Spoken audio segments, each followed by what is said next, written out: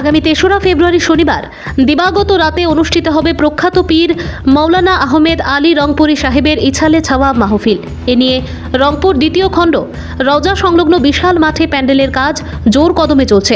উল্লেখ্য, রংপুরের উরুসে ধর্মপ্রাণ লোকেদের ঢল নামে। আয়োজকরা সব দিক বিবেচনা করে প্রস্তুতির কাজ চালিয়ে যাচ্ছেন। গোটা উরুস মাহফিলটি সভাপতিত্ব করবেন আলহাজ মৌলানা মহিউদ্দিন লস্কর রংপুরি।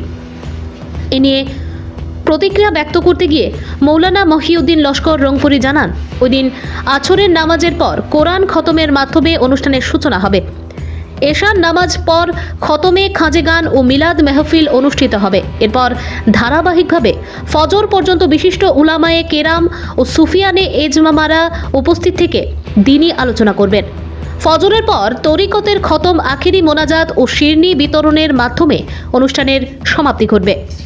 উরুস মেহফিলে ধর্মপ্রাণ লোকেদের উপস্থিতি কামনা করেন তিনি।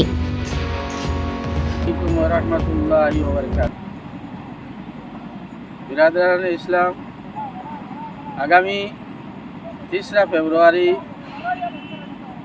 শনিবার দিবাগত রাত্রি আমাদের বাবা শাহ সুফি মৌলানা আহমদ আলী সাহেব নকশবন্দি মজদ্দদি রহমতুল্লাহ আলাইহির বার্ষিক ইসালে সোয়াবের এক মহফিলের আয়োজন করা হয়। উক্ত মহফিল বরাক উপত্যকার বিশিষ্ট আলিমগণ উলামায়ে কেরাম উপস্থিত থাকিবেন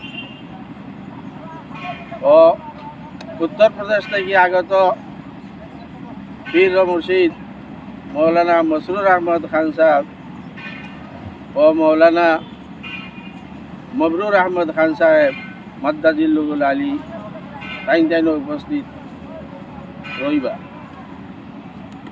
আপনারা সকলকে এই মহফিলে আসার জন্য আমার অনুরোধ, আপনারা এই মহফিলে আসিয়া দিন ও দুনিয়ায় সওয়াব হাসিল করুন।